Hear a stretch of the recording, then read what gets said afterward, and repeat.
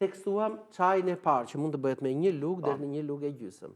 Por gjethja ka edhe disa veçori të tjera. Për shembull, llapat që mund të bëhen me këtë gjethen mundet që të na shërbejnë shumë mirë për qetësimin e dhimbjeve të kockave dhe të kyçeve.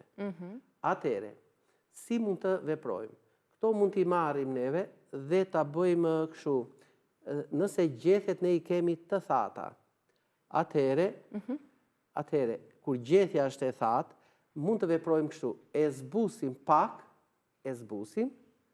dhe ndërkohë që neve e kemi lagur këtë, atëre mundet që të marrim këto llapat dhe t'i vendosim ose t'i mbështjellim tek kyçi, ose neve të marrim dhe t'i mbështjellim tek gjuri, tek kjo pjesa këtu për shembull, e kombinuar ndoshta edhe me pak nga këto lulet që neve mundet t'i këpusim, ose nëse i kemi të këputura t'i marrim të thata dhe t'i vendosim aty.